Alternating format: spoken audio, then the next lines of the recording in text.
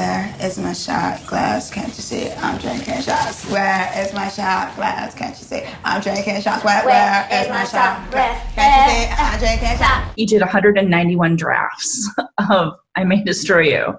I was wondering, what changed from draft one to final piece to what we're seeing on screen? The origins of this show, I knew I would begin with sexual assault, and I had a version of the ending, which meant I understood the beginning and the end, but didn't know how I would get there. But I always knew where I was going, which meant there were hundreds of different ways to really get to where I was going. So yeah, the themes stay the same, but there are so many different ways to try to express the same thing. How are you doing? I'm great as long as I'm around people.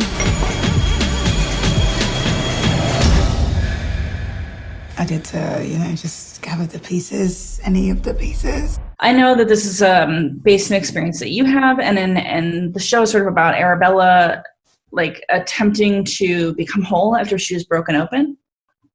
And I'm wondering if writing the show helped you come to terms with what happened to you, or you had to find closure with it before you wrote it to actually write it. Do you know what I mean? Yes, yeah. I think it's a bit of both. I started therapy within days after my assault, so that was always running through everything. But also writing it gave me another form of, I don't know if it's closure. I don't really know if you ever have, this kind of, and now we've closed it and we've tied a little ribbon on it. You learn to not be afraid of trying to understand yourself, trying to understand the world of other people, of imagining what it could have been and imagining all the possibilities, and trying to bring yourself to a place of empathy is what it did for me. That's what it did for me. It brought me to a place of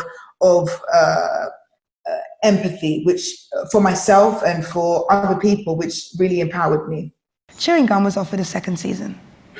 My agent and I thought being credited an exec producer would be simple. She called to say I would not be made exec producer.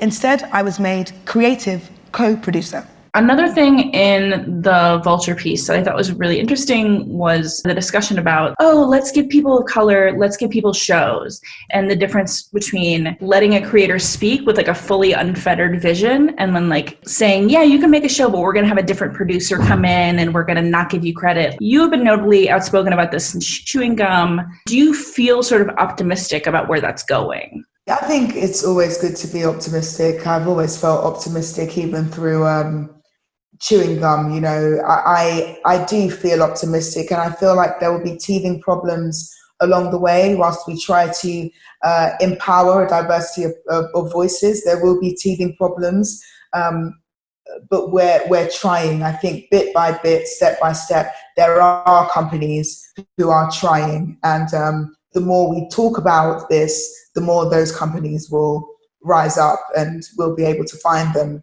Misfits and diverse voices will be able to find and partner with companies that are really trying. A lot of creators of color, and all sorts of creators are so excited to just get a deal, to get something made that they've been working on for 20 years, that they might be willing to take a lesser deal or to not even realize what they're getting. Is that something that you recognized when you first got into the business, or did you need to have an experience to make you go, this isn't what I wanted?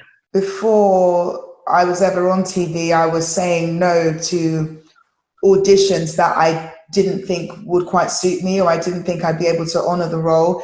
And this is while, I lived with my mom in our council flat.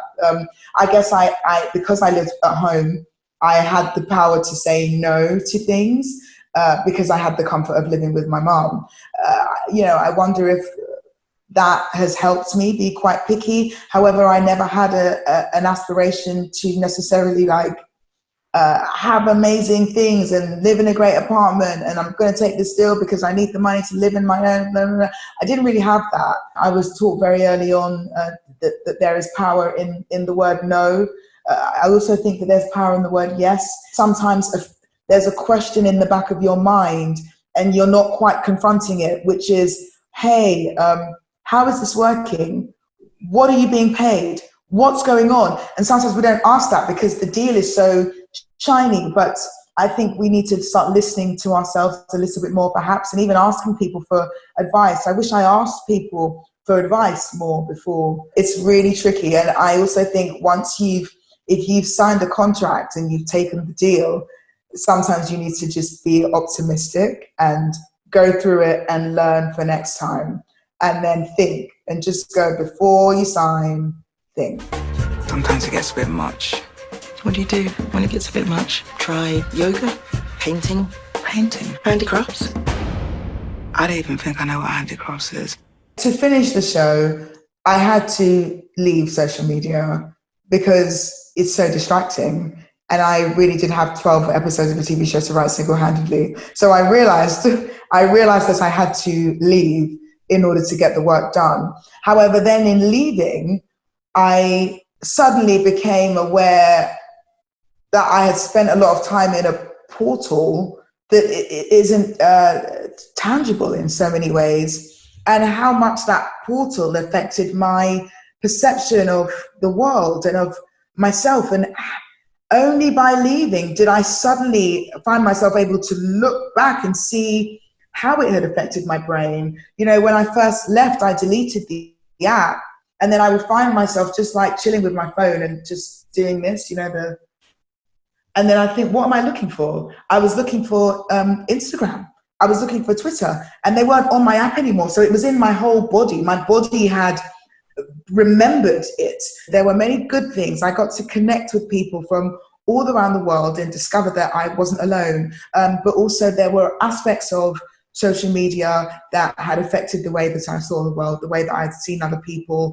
I had kind of perhaps flattened everything into quite these binary perspectives where it was one or the other, and it was never the complexity and the intrigue of both things. It flattens that, and it's made me unable to be calm and sit with things that I didn't necessarily agree with. When somebody was coming from a different place and had a different perspective from me, it somehow made that this huge sort of infuriating thing immediately. So I was never able to just think patiently before I thought, you know, before I engaged. It sort of stole that stillness, that ability to listen. And I feel so happy that I've been able to find that again. I love you too. Sit it with my chest and I don't care who